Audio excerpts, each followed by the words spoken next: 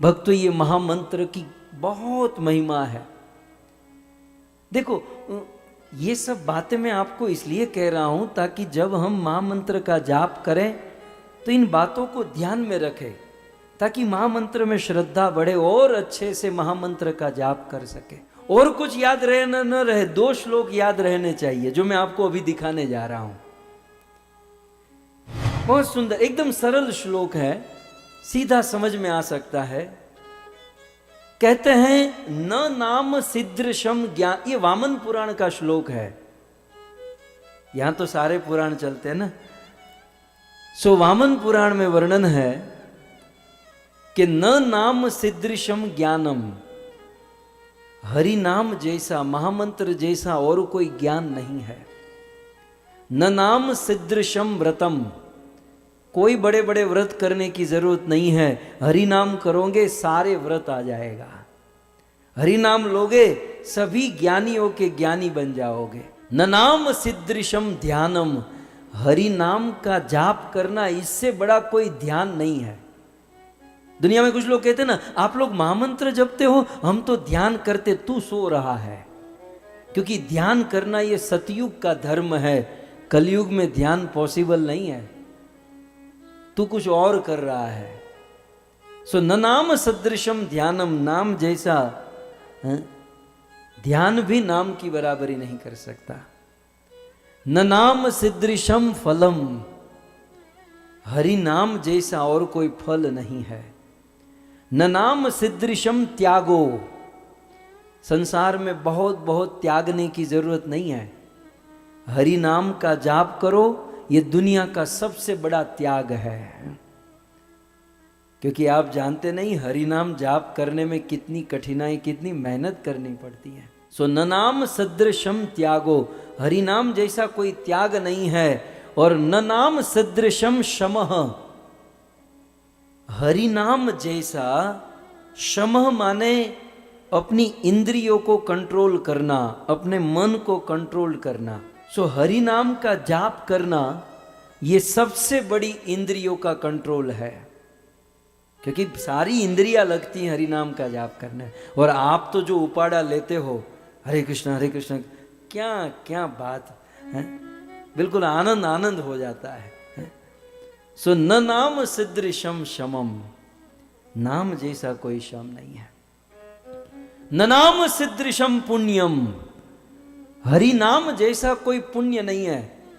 और कोई पुण्य करने की जरूरत नहीं है यदि आप हरि नाम लेते हो।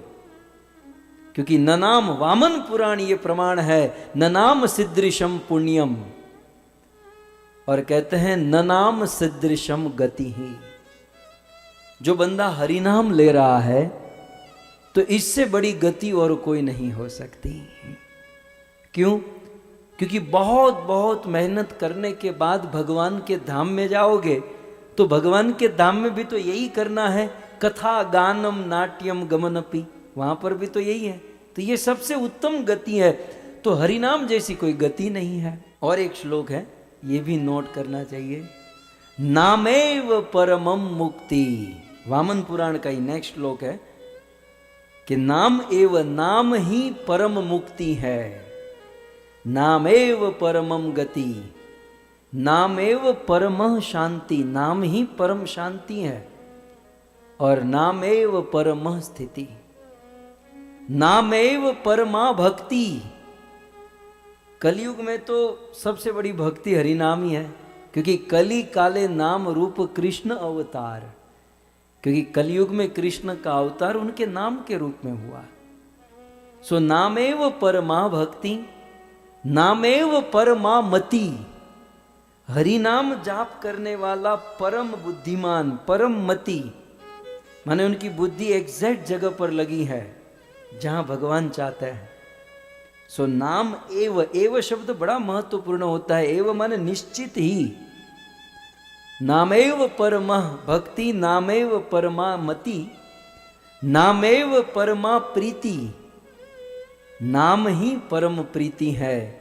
और नामेव परमः स्मृति, और नाम ही परम स्मृति है। कितनी नाम की महिमा। इस 2 श्लोक, वामन पुराण के इस 2 श्लोक में भर भर के हरि नाम की महिमा बताई गई है। Therefore, इसलिए जब भी हम हरि नाम का जाप करते हैं ना, हरि नाम का जाप करते समय अन्य किसी भी जगह पर ध्यान नहीं देना चाहिए, क्योंकि नाम ही परम गति, नाम ही परम मुक्ति, नाम परम स्थिति, शांति, मति, भक्ति, प्रीति, स्मृति, नाम ही सब कुछ है। जब नाम ही सब कुछ है और जब वह हरि नाम का जाप कर रहे हैं, तो अन्य किसी भी वस्तु में ध्यान देना ये बहुत बड़ा लॉस है। सबसे ऊंची चीज हरि नाम है, और इतनी ऊंची चीज जब हम कर रहे हैं तो उस समय हमें कोई चीज नहीं करनी चाहिए, किसी भी जगह हमें अपना ध्यान नहीं देना चाहिए। हमें हमारा पूर्ण ध्यान हरि नाम में देना चाहिए। हरि नाम जाप करते हुए शास्त्र में तो यहां तक कहा गया कि मान लो 100 किलो घी का घड़ा आपके सामने है। एक्चुअली ये पुराना दृष्टांत है, आजकल घी किसके पास होता है, वो भी देसी घी। लेकिन गांव वाले जान सकते हैं कि देसी गाय का एक तो दूध ही कम होता है, माखन ही कम होता है, और उसमें फिर घी बनाओ तो 100 किलो घी कब बनता है। और वो देसी गाय का इतना 100 किलो घी का घड़ा आपके, ये शास्त्र के श्लोक में लिखा है कि 100 किलो के घी का घड़ा आपके सामने है और आप हरिनाम करने बैठे हैं। हरे कृष्णा कृष्ण कृष्ण हरे हरे, हरे राम राम राम हरे हरे। आप हरिनाम करने बैठे और 100 किलो का घड़ा यदि गिर जाए तो वो घड़े को गिरने देना चाहिए, लेकिन यहां हरि नाम से मन को नहीं हटाना चाहिए। तो शास्त्र में 100 किलो घी की बात, आपका घी गिरे तो भाई उठा लेना और सीधे माला करने बैठ जाना, लेकिन 100 किलो घी की बात दूर रही, हम तो एक मोबाइल में मैसेज आता है तो तुरंत माला छोड़ के देखने लगते हैं, जहां कोई काम का नहीं होता, केवल प्रजल्प और टाइम वेस्ट होता है, लेकिन फिर भी हम उसमें पड़ जाते हैं। क्या हरि नाम से वे उत्तम है? हमारे श्रील प्रभुपाद चाणक्य पंडित को कोट करते हुए कहते हैं कि क्योंकि नाम की इतनी महिमा है, इसलिए हम प्रत्येक व्यक्ति को इस बात का ध्यान रखना चाहिए। आप नीचे के श्लोक में देख सकते हैं, श्री चाणक्य पंडित बहुत मार्मिक बात करते हैं।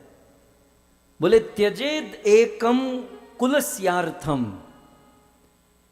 अपने पूरे कुल की रक्षा करने के लिए यदि कुल का कोई एक आदमी का बलिदान देना पड़े तो त्यजेत। पूरे कुल की रक्षा करने के लिए कुल के एक आदमी का बलिदान देना वैलिड है, इसमें कोई पाप नहीं है, अधर्म नहीं है। तो त्यजेत एकम, श्लोक समझिए, एक आदमी को त्याग सकते हो किसके लिए? कुलस्यार्थ, पूरे कुल की रक्षा करने के लिए। और इसी सिद्धांत पर तो राम जी ने सीता जी को त्यागा ना। राम जी ने, सीता जी का कोई दोष नहीं था, मां सीता गंगा की तरह पवित्र थी, लेकिन कुल, देश और समाज को बचाने के लिए एक को त्याग दिया। हम सुनते ना राजा शरियाती की कन्या सुकन्या, वो च्यवन ऋषि का श्राप लगा था, तो महाराज ने अपने कुल और अपने पूरे राज्य की रक्षा के लिए अपनी बेटी सुकन्या का बलिदान दे दिया। फिर भी धर्मशास्त्र में अमर हुए, क्योंकि सिद्धांत है कि त्यजेत एकम, एक व्यक्ति को त्यागा जा सकता है किसके लिए? कुलस्यार्थम, कुल की रक्षा के लिए। अब आगे बढ़िए श्लोक में, फिर आगे कहते हैं ग्रामस्यार्थम कुलम त्यजेत।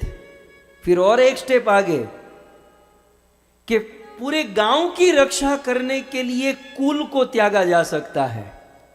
पहले क्या कहा? कुल की रक्षा के लिए एक व्यक्ति को त्याग सकते हो, लेकिन पूरे गांव की रक्षा करने के लिए अपने कुल का बलिदान दे सकते हो।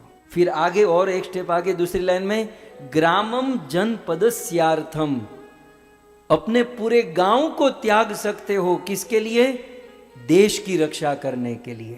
तो स्टेप बाय स्टेप सिद्धांत है कि एक व्यक्ति का बलिदान दिया जा सकता है गांव को बचाने के लिए, गांव का बलिदान दिया जा सकता है, एक व्यक्ति का बलिदान दिया जा सकता है अपने कुल को बचाने के लिए, कुल का बलिदान दिया जा सकता है गांव को बचाने के लिए, गांव का बलिदान दिया जा सकता है देश को बचाने के लिए, और आगे कहते हैं देश का बलिदान दिया जा सकता है पूरी पृथ्वी को बचाने के लिए। और फिर अंत में जो पिक पॉइंट है कि पूरी पृथ्वी का बलिदान दिया जा सकता है अपनी आत्मा का कल्याण करने के लिए। ये हरिनाम आत्मा का कल्याण है, और हरिनाम जाप करते समय हम आत्मा का कल्याण कर रहे हैं, और उस समय पूरी पृथ्वी का बलिदान हो तो हम दे सकते हैं, क्योंकि वहां आत्मा का कल्याण करने हम बैठे हैं। तो श्लोक के अंत में क्या लिखा है? आत्मार्थम, अपने आत्मा का कल्याण करने के लिए पृथ्वीम त्यजेत। चाणक्य पंडित ने कहा आत्मा के कल्याण के लिए पूरी पृथ्वी को त्याग सकते हो यार, मोबाइल का एक व्हाट्सएप मैसेज नहीं त्याग सकते, एक घंटे के लिए टीवी नहीं त्याग सकते, यहां तो पृथ्वी को त्यागने की बात है। तो इस प्रकार से हरि नाम की परम महिमा हमारे वेदों ने गाई है।